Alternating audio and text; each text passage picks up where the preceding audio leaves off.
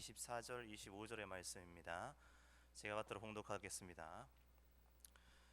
그러므로 하나님께서 그들의 마음의 정욕대로 더러움에 내버려 두사 그들의 몸을 서로 욕되게 하게 하셨으니 이는 그들이 하나님의 진리를 거짓 것으로 바꾸어 피조물을 조물주보다 더 경배하고 섬김이라. 주는 곧 영원히 찬송할 이시로다. 아멘. 아멘. 우리 자리에 앉으시기 바랍니다. 네, 오늘은 아침부터 참 분주한 날이었던 것 같습니다.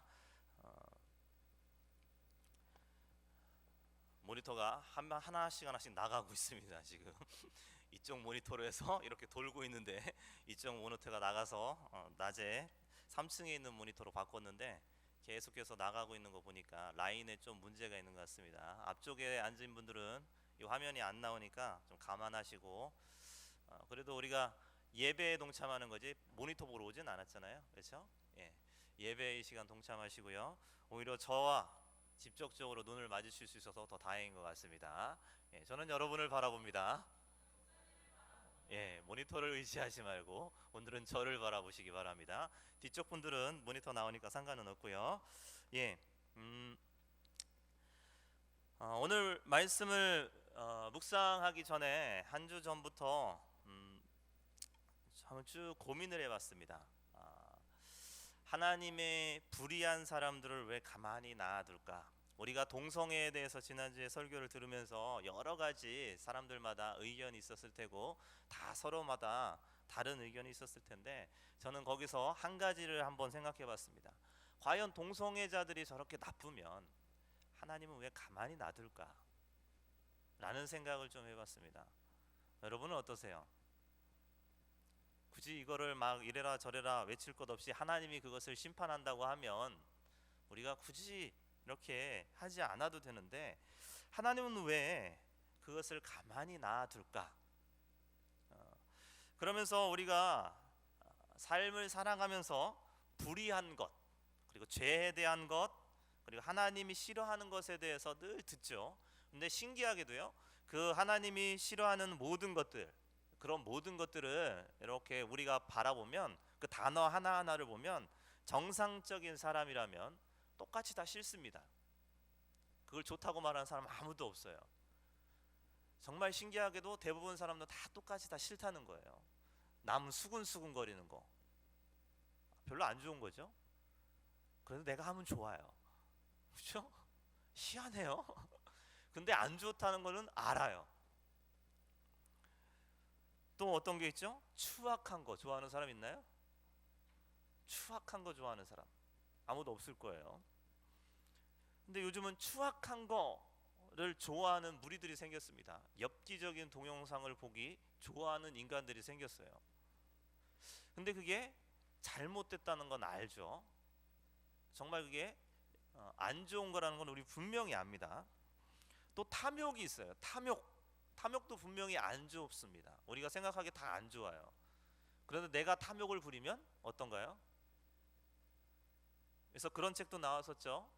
내가 하면 로맨스, 남이 하면 그런 책도 나왔죠.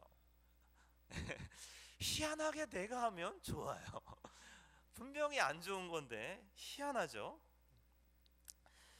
시기, 살인, 분쟁, 사기치는 거, 악독한 자 가득한 거, 이런 모든 거 우리가 이 단어를 들으면 당연히 안 좋다는 것을 우리가 스스로 다 알아요. 모든 사람이 다 알아요. 이걸 좋다고 하는 사람 아무도 없습니다. 낙심에 빠지는 것, 그리고 잘못된 걸 보면서 혼자 바락바락 소리 지르면서 화를 내는 거, 이거 좋아하는 사람 아무도 없습니다.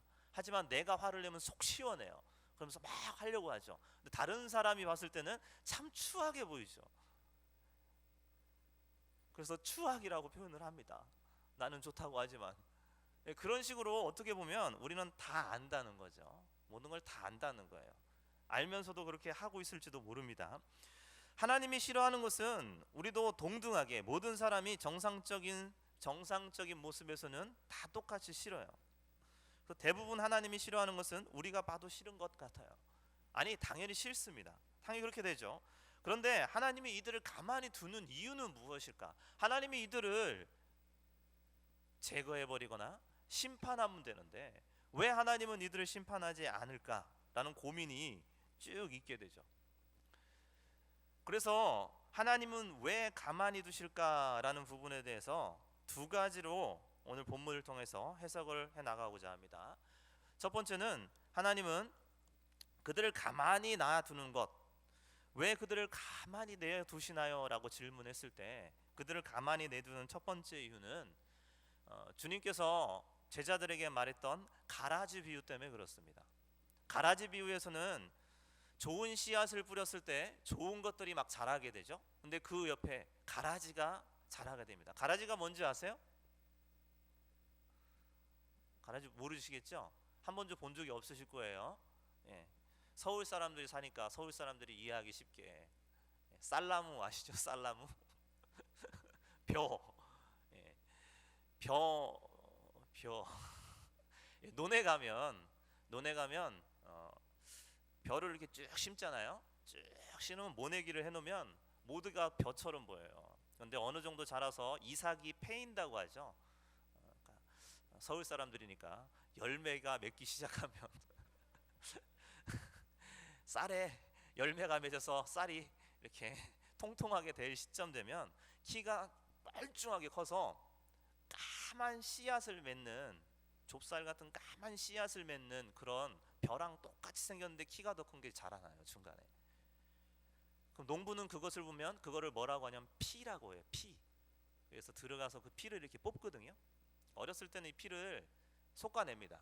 이렇게 옆에서 보면 키가 쑥쑥 자라나는 게 있어요. 중간중간에 툭툭 자라나는 게 있는데 거기 가서 하나씩 하나씩 빼요. 근데 이삭이 패고 어느 정도 열매가 맺으면 알곡이 생기면 그때는 절대 뽑지 않습니다. 그냥 가만히 놔둬요.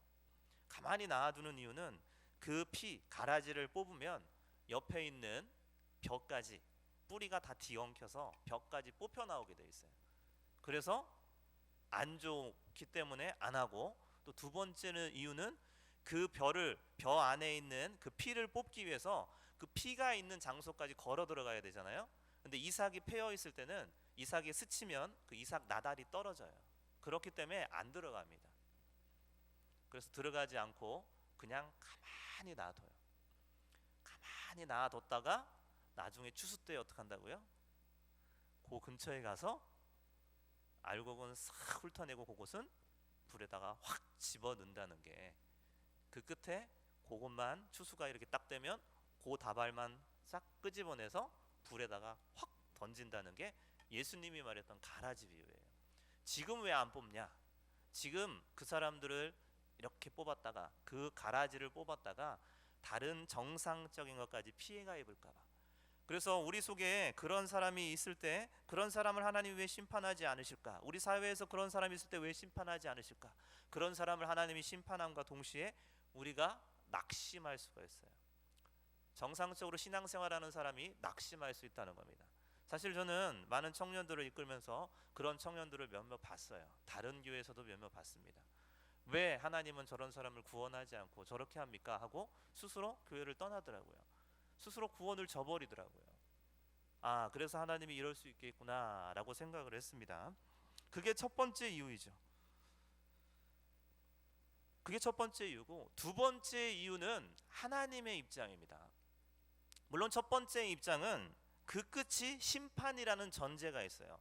그래서 지금 놔두고 나중에 심판 때 그들은 분명히 불에 떨어질 거기 때문에 우리는 그것을 위안 삼아서 그것을 기다리는 사람들이에요. 그런데 가만히 생각해 보면 아주 악독한 거죠.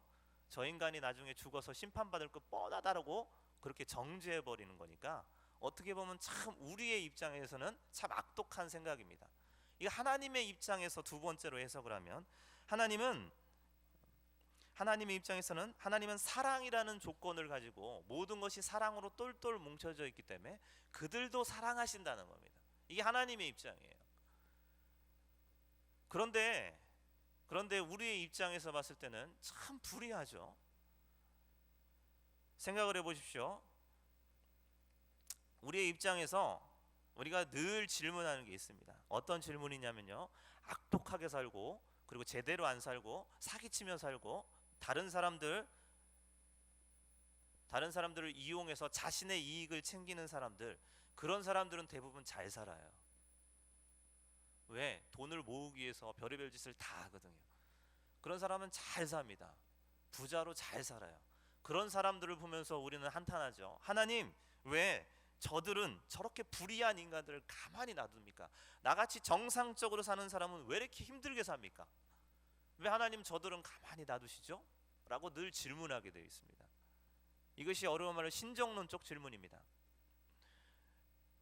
하나님, 저 인간은 맨날 저렇게 사는데 어떻게 저렇게 잘 되고, 나는 이렇게 신앙생활 열심히 하는데 왜 맨날 다른 사람에게 핍박받아야 되고, 다른 사람보다 못 살고, 다른 사람보다 별로 좋은 직장 가지 못하고, 왜 맨날 이렇게 살아갑니까? 라는 질문을 하게 되죠. 근데 믿지 않는 사람들이 또 그런 우리에게, 그렇게 위축되어 있는 나에게 이렇게 말하죠. 네가 교회 다니면서 그렇게 잘 살아? 나보다 못 사는데? 라고 말하면 더 승질이 나죠. 근데 하나님은 왜 그들을 가만히 놔두실까? 또 의문이 됩니다. 사실 그거는 우리가 해석할 수 있는 것은 성경을 통해서만 해석할 수 있습니다. 하나님이 동성애도 그렇게 나쁘다고 하면 왜 그렇게 동성애를 하나님 가만히 놔두십니까? 동성애를 예전 소돔과 고모라처럼 완전히 멸망시켜버리면 되지 않습니까? 라고 할 수 있습니다. 하지만 그것은 우리의 입장이라는 거예요. 그렇게 나쁜 거면 그렇게 심판해버리면 그만이니까요. 얼마나 속 시원한가요, 그렇죠? 근데 그거는 우리의 입장에서, 하나님의 입장으로 우리가 바라본다면 왜 그들을 가만히 놔두냐, 왜 불의한 사람을 가만히 놔두고 그렇게 동성애를 하고 나쁜 추악하고 살인하고 이런 사람들을 왜 가만히 놔둘까? 오늘 우리가 로마서 1장 24, 25절만 읽었는데 이 이후에 쭉 계속해서 읽어보면 동성애에 대해서도 언급을 하고 있습니다. 로마서 1장 27절에 보면 이렇게 되어 있죠. 그와 같이 남자들도 순리대로 여자를 쓰기를 버리고 서로 향하여 음욕을 부릴 듯하며 남자가 남자와 더불어 부끄러운 일을 행하여 그들의 그릇 때문에 상당한 보응이 그들 자신이 받았느니라 라고 합니다. 여기서 한 가지 더 해석이 나온다는 것은 동성애를 하는 그 자체가 불행이라는 거예요.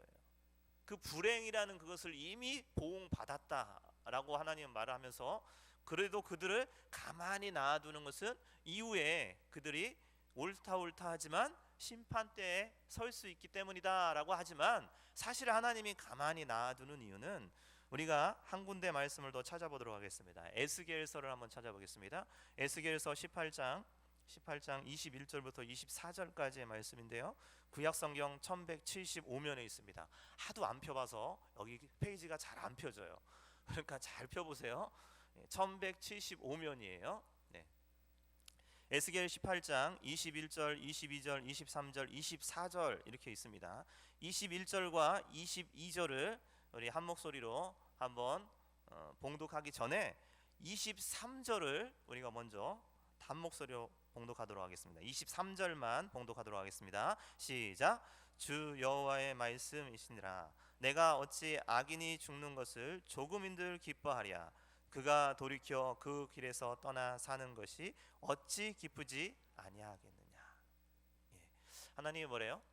악인이 죽는 것, 그렇게 심판받아서 죽는 걸 하나님이 기쁘다 기뻐하지 않는다?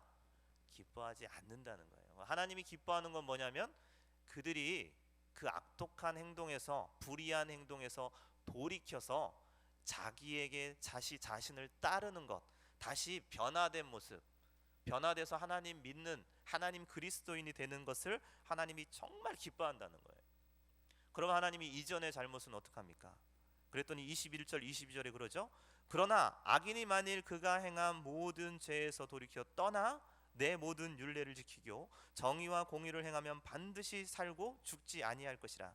그 범죄한 것이 하나도 기억함이 되지 아니함이니 하리니 그가 행한 공의로 살리라. 예.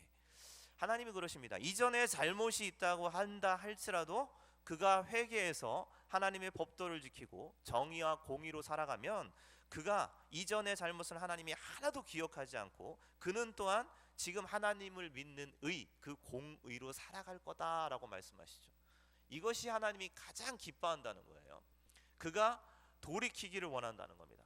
결국 그들이 죄인의 상태에서 하나님이 가만히 놔두는 것은, 심판하지 않고 가만히 놔두는 것은 그들에게도 기회가 주어져서 변화돼서 하나님 앞으로 나오기를 하나님이 간절히 원한다는 거예요. 이게 하나님이 간절히 원하는 것입니다. 우리가 그렇게 하나님이 원하는 것, 하나님이 원하는 것은 그런 모습이기 때문에 하나님이 가만히 놔두는 거지, 그들을 어떻게 하려고 하지는 않는 것입니다. 우리가 보면 그런데 동성애자들이나 악독한 사람이나 불의한 자들, 그런 사람들을 바라보면서 우리는 이런 시선을 가질 수 있죠. 그런데요, 나랑 상관없잖아요 라는 생각을 가질 수 있습니다. 그렇죠? 분명합니다. 동성애가 아무리 마이너하다고 해도 나한테는 피부를 안 와닿잖아요. 믿음도 마찬가지 아닌가요? 아무리 복음을 외쳐도 여러분 피부에 안 와닿잖아요. 근데 내 생활에 영향은 분명히 있습니다. 그건 마찬가지입니다. 동성애가 나쁘다 이렇게 말하는 것은 그것이 우리에게 영향을 끼치기 때문입니다. 사실 차별금지법은 어디서부터 시작되느냐, 그 근원을 살펴보면 사실 4년 전부터 이것이 시작됐습니다. 4년 전에 시작했을 때 차별금지법은 어떤 것부터 나왔냐면요, 미션스쿨에서 예배를 드리지 마라. 미션스쿨에 진학한 비그리스도인들이 예배를 드리는 것, 그걸 강제적으로 예배를 드리게 하는 것은 차별하는 거다. 그래서 차별금지법이 여기서부터 시작했습니다. 근데 이 차별금지법의 내면에는 여러 가지가 섞여 있는데 이게 순차적으로 차별금지법이 진행되고 있습니다. 이 미션스쿨에서 예배 드리지 않는 것, 그것은 어떻게 보면 교회가 세운 학교에서 예배를 드리지 말라는 것과 똑같은 거죠. 그렇죠? 미션스쿨은 교회에서 세운 학교입니다. 그래서 하나님께 예배드리면서 우리가 학업을 하겠다라고 그 설립 이념을 가지고 학교를 세운 거예요. 그런데 그 설립 이념을 무시하고 사람들이 들어오면서 왜 우리를 차별하냐는 거예요. 조금 어폐가 있죠? 그러면서 자기들을 차별하지 말라고 하면서 그렇게 미션스쿨에서 그 차별금지법이 계속 4년 전부터, 아니 그 전부터 계속해서 국회에 올라갔고 나중에는 그것이 통과됐습니다. 그래서 지금 차별금지법을 통하여서 미션스쿨에서 국립교육이라고 하는 곳, 초등학교, 중학교, 때로는 고등학교까지는 예배를 드릴 수 없습니다. 미션스쿨이라도 그 통과됐습니다. 그래서 그들의 설립 이념과 전혀 상관없이 그렇게 가고 있습니다. 교회에서 모이는데 예배 드리지 말라는 거랑 똑같은 상황이죠. 그래서 사람들이 많이들 그것에 대해서 으쌰으쌰 했는데 모든 사람들이 그렇게 생각했어요. 나랑 관련이 없으니까 라고 생각을 했어요. 그래서 이게 이제 2차적인 차별금지법이 이제 들어오기 시작했는데, 그 2차 차별금지법이 그거와 맞물려서 들어왔던 게 어떤 거였냐면요, 교회가 전도를 금지하는 것, 십자가 불키지 않는 것, 성탄절날 트리 장식하지 않는 것이 두 번째 차별금지법에 적용된 거였습니다. 그리고 나서 불교는 석가탄신날 등불을 켜는데 그건 한국 전통 행사로 인정하면서 이것을 차별금지법을 진행을 했어요. 그런데 이것이 통과되지는 않았습니다. 그런데 이것을 처음에 미션스쿨 다음에 요것을 들어오면서 이 뒷면에 차별금지법에 어떤 게 들어있었냐면 성적 소수자들을 차별하지 말라라고 하면서 뒤에 하나 껴들어왔어요. 그런데 이런 모든 것이 뒤바뀌기 시작했습니다. 이런 종교적인 것에 대해서 금지시켰던 것은 뒤로 물러가고 이제 갑자기 동성애가 극상승을 해서 동성애자들을 인정하라라고 합니다. 자, 한 가지 제가 이 상황을 쭉 보면서 한 가지 의문을 던지겠습니다. 미션스쿨에서 예배를 드리지 말라 해서 그래서 그 공동체 안에 있는 한 사람 때문에 예배를 안 드렸습니다. 그렇다면 전체 학교에서 우리는 예배를 드리는 학교입니다라고 하는데 예배를 못 드리겠어요. 그것은 뭐죠? 전체 입장에서 기독교를 차별하는 거죠. 차별하지 말라는 게 통과됨과 동시에 그 반대 이면 것이 차별이 돼 버렸어요. 아이러니하지 않나요? 차별금지법 나왔습니다. 동성애자들을 인정하라라고 했습니다. 차별금지법을 통과시킴과 동시에 여러분에게 아주 적절한 예화로 이렇게 들 수 있습니다. 동성애를 하는 그런 사람이 여러분에게 와서 난 당신과 사귀고 싶습니다 라고 여러분께 찾아왔어요. 여러분 어떻게 반응하시겠습니까? 나는 동성애자 아닙니다, 동성애자 싫습니다 라고 말하겠죠? 그러면 여러분들은 이미 걸렸습니다. 여러분은 고소를 당할 거고, 고소를 당함과 동시에 성적 소수자를 무시했기 때문에, 그 동성애자를 무시하는 발언을 했기 때문에 2천만 원 이하의 벌금과 아니면 2년 이하의 징역에 살아야 됩니다. 자, 차별금지법이 통과가 됐는데 누가 지금 차별을 받고 있죠? 도대체 누가 차별을 받는 겁니까? 비정상적인 사람들이 차별을 받는 게 아니라 정상적인 사람들이 차별을 받죠. 이거 이해는 예전에도 있었습니다. 장애인을 장애우로 바꾸자, 차별하지 말자 했는데, 그러면 정상인이라는 발언은 뭐냐? 그럼 정상우라고 해야 되냐? 도대체 이게 뭐냐 해서 통과가 안 됐어요. 사실 무언가 하나를 인정해 준과 동시에 주변 그 이면 것은 차별을 받게 되어 있는 겁니다.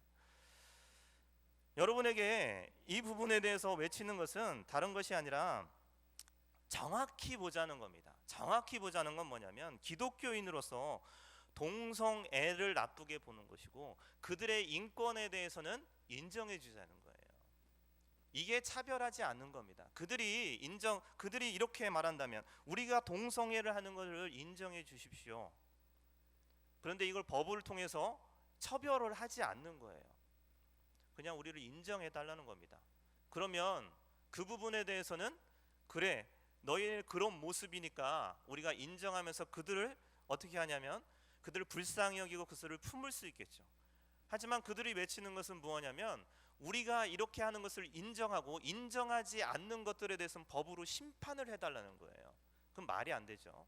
그렇게 되면 우리가 사랑하는 사람을 만났을 때, 사랑하는 사람을 만나서 내가 이 사람이 싫었을 때, 난 당신이 싫습니다 하고 그 사람과 헤어졌을 때, 그 사람이 고소해서 이 사람이 나의 인권을 무시했습니다, 아니 이 사람이 나의 사랑을 무시했습니다 하고 그렇게 고소해버리면 차별한 거기 때문에 우리는 다 감옥 가야 되는 겁니다. 근데 그들은 그것을 인정해 달라는 거예요. 우리의 사랑을 인정하지 않은 사람들은 다 법으로 처벌해 달라는 겁니다. 참 우스운 얘기죠. 그래도 피부에 안 하단다면 한 가지 더 얘기를 드리겠습니다.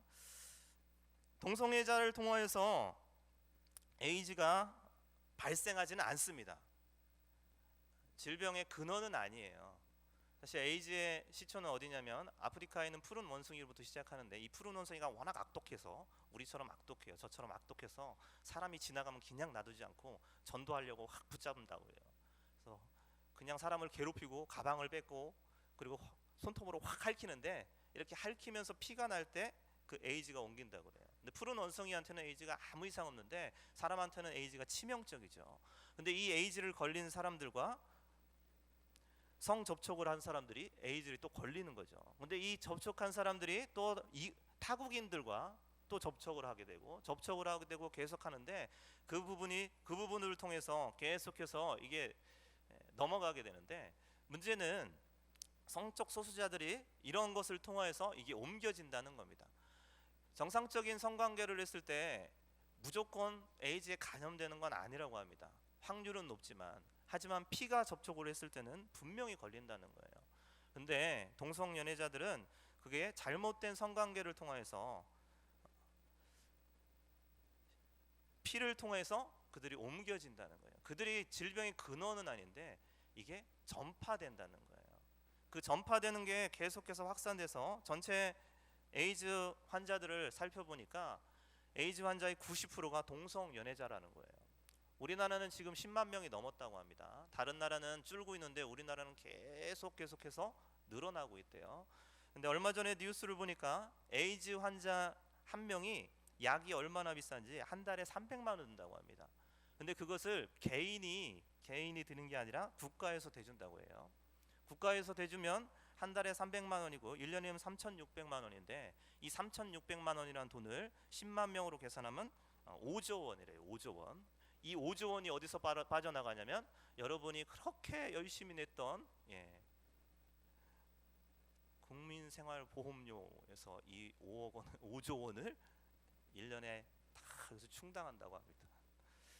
근데 이게 빠르게 확산되고 있어서 점점 사람들이 늘어난다는 거죠. 그러면 우리는 계속 6조 원, 7조 원, 8조 원 늘어나면서 여러분의 국민건강보험료는 계속해서 지금 한 4만 5천 원, 5만 5천 원 나오는데 6만 원, 7만 원, 8만 원, 나중에 10만 원이 될지도 모르겠어요. 그렇다고 나랑 이렇게 관련이 없다고요? 그렇지 않을 겁니다. 분명히 나에게도 그런 타격이 올 겁니다. 문제는 이 사람들을 우리가 차별한다라는 게 아니라 존중하자라는 겁니다. 정말 그들이 원하는 게 차별하지 말고 존중한다고 하면 법을 통해서가 아니라 진짜 인권을 존중해주는 그런 것을 내세워야 된다는 겁니다. 그렇지 않고 다른 사람을 탄압하는 차별금지법은 또 하나의 차별이 나올 수 있기 때문이에요.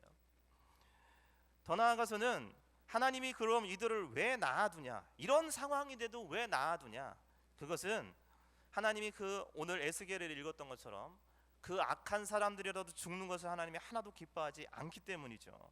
그렇다면 우리는 어떻게 해야 될까요? 하나님, 이 사람들을 하나님께서 심판하지 않고 하나님께 돌아오는 것을 기뻐하고, 우리는 그것을 봤을 때 좋을 수도 있고 나쁠 수도 있습니다. 아니, 그런데 성경에서는 동성애가 나쁘니까 동성애 자체는 우리는 반대하자는 거예요. 하지만 그들의 인권에 대해서, 그들의 사람은 그 사람에 대해서 반대하고, 저 사람은 죽일 놈, 동성애 했으니까 죽일 놈, 저 사람은 못 쓸 놈, 저 사람 감옥 갈 놈, 이렇게 외치지 말고 그들의 인권을 인정하면서 그들을 바라보면서 하나님이 원하는 것을 우리가 어떻게 그럼 실행에 옮겨 나갈까? 그것은 우리가 그들을 위해서 중보 기도해 주는 수밖에 없습니다. 그들이 빨리 깨달을 수 있도록. 그리고 두 번째는 우리가 그들을 바라봤을 때 그들과 우리가 살아가면서 접촉하지 않는다는 보장 없습니다. 우리 주변에 꼭 한두 사람은 꼭 있거든요. 그 사람들에게 복음을 전해서 하나님이 원하는 방법대로 하나님께로 돌아오게 하자는 거예요. 그게 하나님이 우리에게 바라는 겁니다. 그게 하나님이 기뻐하는 일이라는 거예요. 오늘 두 가지 말씀드렸습니다. 첫 번째는 그들을 왜 가만히 놔둘까? 왜 하나님 가만히 두십니까? 첫 번째는 그들을 뽑아내려다가 우리가 상처받을까 봐 하나님은 가만히 놔두시고, 두 번째는 우리를 통하여서 그들을 기도하고 그들을 하나님께로 돌아오게 하기 위해서, 하나님이 기뻐하는 게 그거이기 때문에 우리를 사용한다는 거죠. 사도행전 1장 8절에는 그렇게 나와 있죠. 오직 성령이 너희에게 임하시면 너희가 권능을 받고 온 유대와 사마리아와 땅 끝까지 이르러서 내 증인이 된다고 했습니다. 그것처럼 우리가 나아가길 바라는 겁니다. 불의한 행동을 하는 사람들에 대해서 그거는 불의한 행동입니다 라고 알려주고, 거기서 다시 하나님께 돌아올 수 있도록 그들에게 복음을 전하는 것, 그게 우리가 해야 할 역할이라는 거죠. 저는 큰 꿈을 꾸지 않습니다. 그들이 망하거나 그들이 어떻게 되거나 그런 걸 꿈꾸지 않습니다. 제가 꿈꾸는 거는 여기 있는 여러분이 하나님의 말씀이 무엇인가 정확하게 분별을 하고, 그리고 나서 우리가 그 마음을 가지고 세상 사람들에게 그 마음을 전달해 주는 것, 저는 그걸 바랍니다. 여러분이 올바로 하나님의 말씀을 잘 보고 판단하고 그 가운데 그들의 인권을 존중해주고, 그리고 그들이 하는 행동에 대해서 그들을 다시 하나님께로 돌아오게 하는 겁니다. 그것이 저의 꿈이고 또 하나님이 우리에게 바라는 것일 줄 믿습니다. 오늘 하나님께서는 그리고 그들에 대해서 왜 우리가 전도해야 했냐면, 로마서 1장 32절에 이렇게 나와 있습니다. 그들이 이 같은 일을 행하는 자는 사형을 해당한다고 하나님께서 정하심을 알고도 자기들만 행할 뿐 아니라 또한 그런 일을 행하는 자들을 옳다 하느니라 라고 말한다는 거예요. 그들은 자기들이 하는 게 나쁜 거라는 걸 안다는 거예요. 그런데 이런 사람들끼리 모여서 또 이런 것을 또 다른 사람에게 전파해서 할 수 있도록 한다는 거예요. 제가 동성연애전 중에서 이런 사람을 봤습니다. 정말 동성연애, 성 정체성에 논란이 있는 사람이, 이 사람이 좋아서 접근한 거예요. 근데 이 상대방은 정상적인 사람이에요. 근데 계속해서 접근하고 사랑한다고 구걸하니까 이 사람도 나도 모르게 그 사람과 어울리면서 자기도 모르게 동성연애자가 된 사람을 봤어요. 그러면서 동성연애자가 옳다고 말하는 겁니다. 이건 어떻게 된 거죠? 정상적인 사람인데 비정상적인 사람만 계속 접촉하다 보니 그들 바뀌어 버린 거죠. 그러면서 옳다고 말한 겁니다. 근데 속으로는 어떡하냐면 이것은 잘못인 줄 알면서도 이것은 하나님께서 사형이 처한다고 말했다는 것을 분명히 알면서도 다른 사람들 더 세력을 늘려서 이것을 옳다 한다는 겁니다. 이것은 무엇을 말하냐면 내가 아무리 벗어나고 싶어도 벗어날 수 없는 게 그 사람들의 입장이라는 거예요. 그럼 어떻게 그 사람들을 벗어나게 해줘야 되죠? 다른 누군가가 끄집어내야 되는데 그게 바로 여러분이라는 거예요. 그게 여러분이라는 거예요. 그것이 하나님의 꿈이고 하나님이 우리에게 그렇게 원하시는 비전이고 또한 하나님이 기뻐하는 일 중에 하나일 겁니다. 또한 저도 큰 꿈은 없습니다. 여러분이 아주 적은 인원이지만 이 세상의 사람들에 비해서는 아주 적은 인원이지만 한 사람을 통해서 세상을 변화시킨다고 했습니다. 여러분이 세상에 나아가서 하나님의 말씀을 정확하게 알고 잘못된 것은 잘못됐다고 말하고 그들을 하나님 품으로 인도할 수 있는 저와 여러분이 되기를 간절히 소망합니다. 아멘. 시간 잠깐 기도하겠습니다. 하나님, 우리가 아버지 하나님 그들을 불쌍히 여기고 그들을 바라볼 수 있게 허락하여 주시옵소서. 우리가 아버지 하나님 그들에게 나아가는 것은 우리가 우리의 이곳에서 앉아서 판단하는 것이 아니라 그들을 직접 바라보고 그 직접 바라봄을 통하여서 우리가 판단할 수 있게 하시고 그리고 그들을 아버지 하나님 어떤 상태인지 볼 수 있도록 허락하여 주시옵소서. 우리가 나아갈 터인데 그 나아갈 때 아버지 하나님 비판과 또한 안 좋은 모습으로만 가는 것이 아니라 그들의 실상을 바라보고 판단할 수 있는 정확한 판단의 눈을 허락하여 주시옵소서. 이 시간 아버지 예배 가운데 주님 함께할 것을 믿고 우리에게 또한 좋은 정확한 것을 늘 판단할 수 있는 성령의 영을 부어주실 줄 믿습니다. 우리의 아버지 하나님 큰 꿈은 없습니다. 우리가 세상을 변화시키는 꿈이 아니라 내 삶에 있어서 내 삶에서 하나님이 맡겨주신 영혼들 그들을 사랑하고 그들에게 하나님께로 오게 하는 것으로 충분하오니 주님 우리를 사용하여 주시옵소서. 거룩하신 예수 그리스도의 이름으로 기도드리옵나이다.